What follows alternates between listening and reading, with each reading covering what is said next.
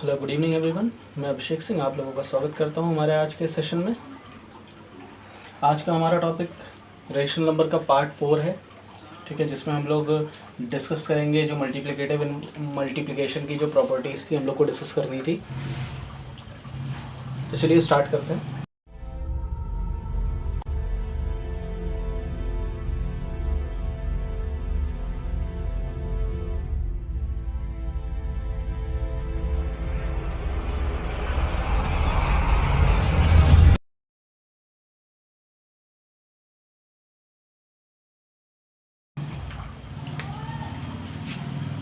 Properties of multiplication.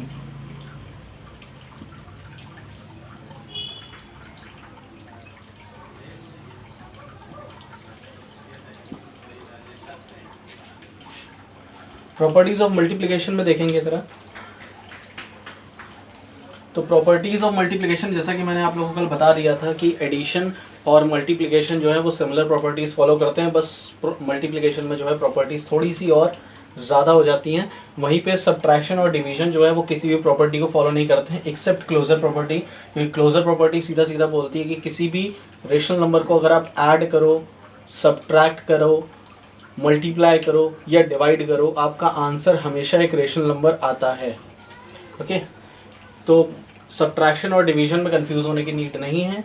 Subtraction और division जो होता है वो कभी भी किसी भी प्रॉपर्टी को फॉलो नहीं करता है एक्सेप्ट क्लोजर प्रॉपर्टी, ठीक है। तो लास्ट सेशन में हम लोगों ने एडिशन की प्रॉपर्टीज़ पढ़ी थी, अब हम लोग इस सेशन में मल्टीप्लिकेशन की प्रॉपर्टीज़ पढ़ते हैं। तो सबसे पहली प्रॉपर्टी हमारी वही है क्लोजर प्रॉपर्टी, ठीक है। मल्टीप्लिकेशन की क्लोजर प्रॉपर्टी भी वही बोलती है,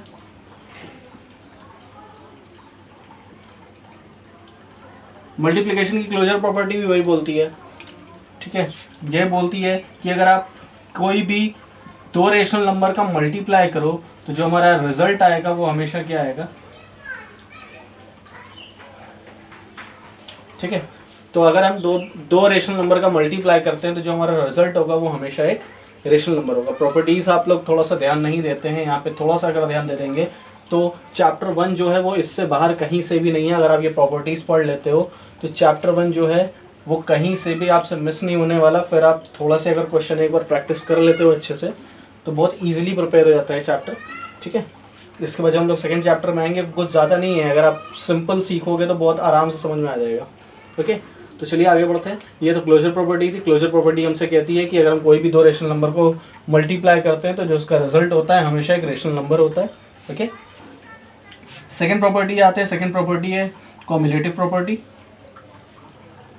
कॉम्युलेटिव प्रॉपर्टी, कॉम्युलेटिव प्रॉपर्टी जैसे मैंने पहले भी बताया था एडिशन में कि कॉम्युलेटिव प्रॉपर्टी हमेशा बोलती है कि आप कोई भी दो रेशनल नंबर को, जिस तरह से एडिशन में हम लोगों ने पढ़ा हुआ था कि कॉम्युलेटिव प्रॉपर्टी में कि दो रेशनल नंबर को अगर हम लोग किसी भी ऑर्डर में ऐड करेंगे, ठीक है, या हम लोग 5 + 6 कर लें या 6 + 5 कर लें, हमारा आंसर जो है वो सेम आने वाला है, ठीक है। तो कॉम्युलेटिव प्रॉपर्टी यहाँ पे भी यही बोलती है, मल्टीप्लिकेशन या कॉम्युलेटिव प्रॉपर्टी भी यही बोलती है कि आप A/B इंटू C/D करिए या C/D इंटू A/B करिए, हमारा रिजल्ट जो है हमेशा सिमिलर ही होगा, ठीक है। तो देखिए, देख लेते हैं। मान लिया हमने 5 × 6 मल्टीप्लाई करेंगे या 6 × 5 करेंगे। हम लोगों ने टेबल सिंपल से पढ़ा हुआ है कि 5 × 6 = 30 और 6 × 5 = 30, ठीक है। तो आप चाहे इस ऑर्डर में करिए चाहे आप इस ऑर्डर में करिए, रिजल्ट हमेशा हमारा कितना आना है, 30, जो कि फिक्स है। ओके, तो कॉम्युलेटिव प्रॉपर्टी यही बोलती है कि अगर आप कोई भी, अब भाई कंफ्यूज ना होना कोई, मैंने लास्ट वीडियो में बताया था कि अगर डिनोमिनेटर कुछ नहीं है तो हम लोग 1 ले लेते हैं, क्योंकि Q जो होता है रेशनल नंबर में वो 0 के इक्वल नहीं होता है, इसलिए हम लोग मिनिमम Q की वैल्यू जो लेते हैं वो 1 लेते हैं, ठीक है ना। और रेशनल नंबर हमेशा लिखते किस फॉर्म में है, P/Q के फॉर्म में, ठीक है। मैं पूरा इसलिए बता दे रहा हूँ ताकि आपको कन्फ्यूजन ना हो, क्योंकि मैंने सबसे पहले वीडियो में डाला था, आप जाके उसको चेक कर सकते हो, उसमें मैंने डिस्क्राइब किया हुआ है, ठीक है। चलिए, तो ये हमारी क्लोजर प्रॉपर्टी। क्लोजर प्रॉपर्टी कहती है कोई भी दो रेशनल नंबर को अगर हम लोग मल्टीप्लाई करते हैं तो वो हमेशा क्या बनाती है, एक रेशनल नंबर को फॉर्म करेगा। कॉम्युलेटिव प्रॉपर्टी कहती है हम लोग किसी भी ऑर्डर में अगर इसको अरेंज करें या किसी भी ऑर्डर में इसको मल्टीप्लाई करें तो हमारा रिजल्ट जो आएगा हमेशा सिमिलर आएगा, वो कहीं से भी फ्लक्चुएट नहीं करेगा। ओके, चलिए आगे बढ़ते हैं। दो प्रॉपर्टीज हमको एक्स्ट्रा पढ़नी पड़ेंगी इसमें। जिसको बोलते हैं डिस्ट्रीब्यूटिव लॉ। तो अब चलते हैं थर्ड लॉ के ऊपर। थर्ड लॉ है हमारा associative law. Associative law, associative property या एसोसिएटिव लॉ बोल सकते हैं, दोनों चीज़ सिमिलर है, कोई दिक्कत नहीं है। ठीक है, कंफ्यूज मत होइएगा अगर मैं कहीं लॉ वर्ड यूज़ कर रहा हूँ तो बात वही हो जाएगी। ठीक है, तो एसोसिएटिव प्रॉपर्टी क्या बोलती है कि जैसे हम लोगों ने लास्ट एडिशन में पढ़ा था कि कोई भी तीन रेशनल नंबर को हम लोग किसी भी ऑर्डर में मल्टीप्लाई करें, लास्ट प्रॉपर्टी में ऐड किया था, इस प्रॉपर्टी में मल्टीप्लाई कर देंगे तो उनका ऑर्डर जो होगा हमेशा, सॉरी आंसर जो होगा वो हमेशा सिमिलर होगा। ओके, तो ले लेते हैं a/b multiplied by c/d into e/f।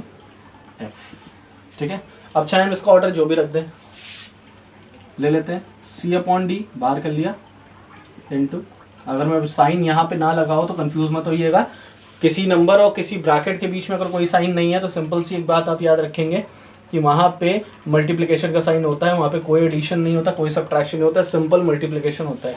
Okay, अगर आपको कभी भी ऐसा साइन मिले या मान लीजिए आपको कुछ ऐसा लिखा हुआ मिले तो आपको कंफ्यूज होने की नीड नहीं है। ठीक है, अगर आपको कुछ ऐसा लिखा हुआ मिलता है तो कंफ्यूज होने की नीड नहीं है, इन दोनों के बीच में सिंपल मल्टीप्लाई का साइन होगा। ठीक, तो बहुत टफ नहीं है, अगर आप थोड़ा सा ध्यान से समझेंगे तो पूरा समझ में आ जाएगा, और ये इंपॉर्टेंट प्रॉपर्टीज़ होती हैं जो आगे बहुत काम आती हैं। ठीक है, अभी जब आप अलजेब्रा सॉल्व करोगे तो पॉलिनोमियल्स में ये बहुत इंपॉर्टेंट है, जो 8th क्लास में ही आपके अलजेब्रा है पॉलिनोमियल्स है अभी। ठीक है, इसके बाद अब जब सॉल्व करेंगे हम लोग फैक्टराइजेशन जब करेंगे उसमें ये बहुत काम आता है। ओके, अगर आपको ये बेसिक प्रॉपर्टीज़ मालूम होंगी तो कोई भी नई चीज़ नहीं है, क्योंकि क्लास 6 7th में भी ये फर्स्ट चैप्टर में दी हुई है। सो ठीक है, मैं एक्सप्लेन कर देता हूँ ताकि आपको ईजी हो जाए पढ़ने के लिए। चलिए देखते हैं, मल्टीप्लाई किया, अगर हम लोग इसका ऑर्डर चेंज कर दें, c/d हमने बाहर कर लिया, a/b इंटू e/f। ठीक है, तो इसका आंसर जो होगा वो चेंज नहीं होगा।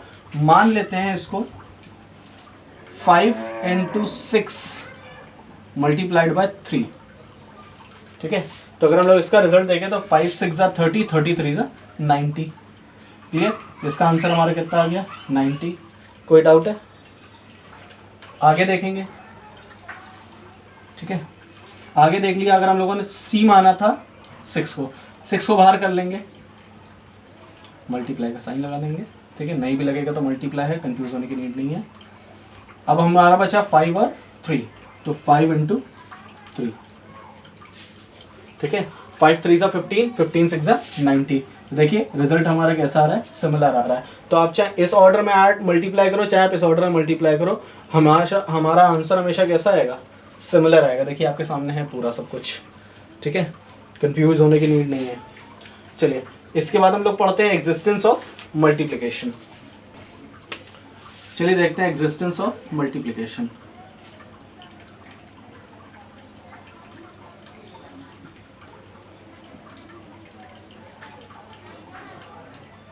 इसमें बहुत प्यारा शब्द होता है मल्टीप्लिकेटिव इनवर्स। ठीक है, उसको समझेंगे कैसे होता है, इसके बाद हम लोग वही पढ़ेंगे। तो एग्जिस्टेंस ऑफ मल्टीप्लिकेशन क्या बोलता है, अगर आप किसी भी नंबर को 1 से या 1 को किसी नंबर से मल्टीप्लाई करते हो तो आंसर हमेशा क्या आएगा, सेम नंबर आता है। क्या आता है, सेम नंबर आता है। किसी भी रेशनल नंबर को 1 से मल्टीप्लाई करो या 1 से किसी भी रेशनल नंबर को मल्टीप्लाई करोगे तो जो आपका आंसर आएगा सेम रेशनल नंबर आएगा। जैसे हम लोगों ने पढ़ा है 5 1 5। ओके, 5 1 8 नहीं पढ़ा हुआ हम लोगों ने, 5 1 6 नहीं पढ़ा हुआ है, 5 1 5 पढ़ा हुआ है। ओके, क्लियर है? चलिए अब देखते हैं existence of multiplicative inverse. Multiplicative inverse पहले टर्म समझ लेंगे।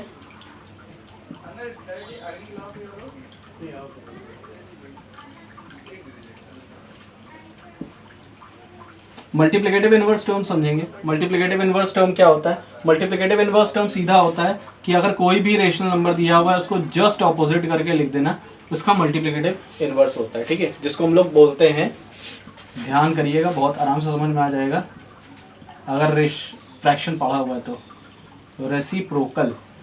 रेसिप्रोकल यानी कि जस्ट ऑपोजिट। ठीक है, क्लियर हो रहा है? तो मल्टीप्लिकेटिव इनवर्स क्या होता है, रेसिप्रोकल। तो किसी भी नंबर का रेसिप्रोकल क्या होता है, उसका जस्ट उल्टा होता है। ठीक है, अब देखेंगे एग्जिस्टेंस ऑफ मल्टीप्लिकेटिव इनवर्स। ठीक है, अब इसका एग्जिस्टेंस देख लेंगे हम लोग। इसका एग्जिस्टेंस क्या बोलते हैं, इसका एग्जिस्टेंस सिंपल सा है ठीक है, इसका एग्जिस्टेंस सिंपल सा है कि अगर आप a upon B into B upon A करेंगे तो इसका आंसर हमेशा क्या आएगा, 1 आएगा। यानी कि किसी भी नंबर को अगर हम उसके मल्टीप्लिकेटिव इनवर्स से मल्टीप्लाई करेंगे तो उसका आंसर हमेशा क्या आएगा, 1। फॉर एग्जाम्पल देख लेंगे 5 अपॉन 6 इंटू 6 अपॉन 5, तो आंसर हमेशा 6 1 जा 6 एंड 5 1 जा 5, 1 1 जा 1, आंसर देख सकते हैं। ठीक है, now we proceed for the next. अब हम लोग चलेंगे डिस्ट्रीब्यूटिव लॉ पे। चलिए देखते हैं डिस्ट्रीब्यूटिव लॉ।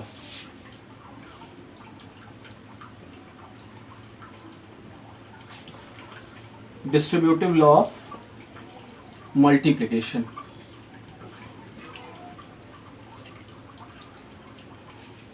ठीक है, distributive law of multiplication over addition.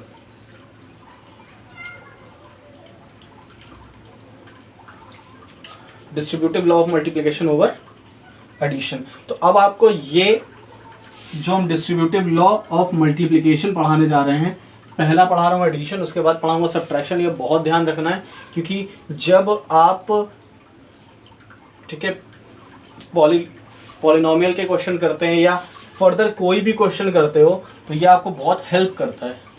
ठीक है, जब मैं समझाऊंगा तो उसमें मैं एक क्वेश्चन रिलेट कर दूंगा, फिर अभी जब मैं फर्दर क्लासेस लूँगा यहीं पे ऑनलाइन क्लासेस जब मैं लेता रहूँगा, ठीक है, तो उसमें मैं आपको धीमे धीमे डिटेल में एक्सप्लेन करता जाऊँगा कि देखिए कहाँ कहाँ पे क्या क्या प्रॉपर्टी हम लोग फॉलो कर रहे हैं। उसके लिए आपको ये है कि ये ध्यान में होना चाहिए। ठीक है, हवा में कुछ भी नहीं आएगा, आपको थोड़ा सा ध्यान करना पड़ेगा, और ध्यान करने के लिए कुछ भी नीड नहीं है, सिर्फ उठाइए एक बार रिवाइज करिए, सब आपको मेमोराइज हो जाएगा। ठीक है, कभी भी ये ध्यान मत दीजिएगा कि आपको रट्टा मारना है नॉल, कुछ रट्टा नहीं मारना होता है, सिर्फ आपको रिवाइज करना होता है। एक बार आप देखेंगे, ठीक है, तो वो आपको रिवाइज हो जाता है और आपको मेमोरी में आ जाता है। तो मेमोरी में आता है तो अगर आप उसको प्रैक्टिस करते रहेंगे तो वो अपने आप आपको बाय हार्ट हो जाएगा। ठीक है, कुछ भी मैथ्स में कुछ भी टफ नहीं होता है। चलिए आगे बढ़ते हैं। Distributive law of multiplication over addition. तो ये बोलता है कि अगर हम लोग किसी भी नंबर का मल्टीप्लाई करते हैं, किसके साथ, किसी नंबर के एडिशन के साथ, मान लो p upon q multiplied by a upon b plus c upon d. ठीक है, तो यह है distributive law of multiplication over addition. अब यहाँ होता है कंफ्यूजन। ठीक है, अब यहाँ पे करे तो करे क्या, दो तरीके, या तो इन दोनों को प्लस करके इससे मल्टीप्लाई कर दो, ठीक है, या तो एक तरीका और है, कभी कभी कंडीशन दे देते हैं कि इसको बिना सॉल्व करे आपको आंसर निकालना है, तो इसको बिना सॉल्व करे आंसर निकालने का एक ही तरीका है, p अपॉन क्यू, इस नंबर का फर्स्ट इससे मल्टीप्लाई, देन सेकेंड इससे मल्टीप्लाई। ठीक है, तो फर्स्ट मल्टीप्लाई करेंगे p upon q into a upon b, sign जो बीच में गिवन है उसी पे लेंगे। ठीक है, साइन में कोई चेंजमेंट नहीं होगा, जो बीच में गिवन होगा उसी को लेंगे। तो अब सेकेंड थिंग आ जाएगी p अपॉन क्यू इंटू सी अपॉन डी।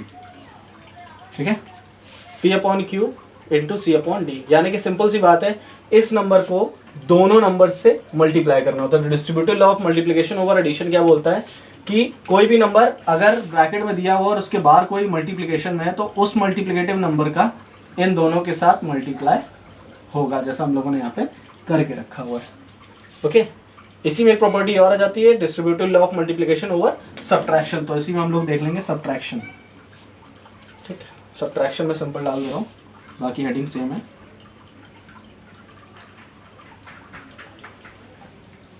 ठीक है, सब्ट्रैक्शन में कुछ नहीं है, पूरा सिस्टम पूरा सेम है, सिर्फ आपके साथ एक काम हो जाएगा, a upon b minus c upon d हो जाएगा।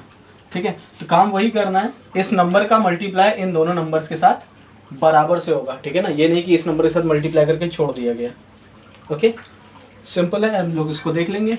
तो p upon q is multiplied by a upon b minus, अब देखिए मैंने आपसे पहले भी बोल दिया था, जो साइन गिवन होगा उसको हम लोग रखेंगे, ऊपर प्लस था हम लोगों ने प्लस रखा, नीचे माइनस हम लोग माइनस रख देंगे, बाकी पूरा सिमिलर प्रॉपर्टी यही फॉलो करेगा। ठीक है, तो आज का हमारा वीडियो इतना ही था, मिलते हैं नेक्स्ट सेशन में। Thank you.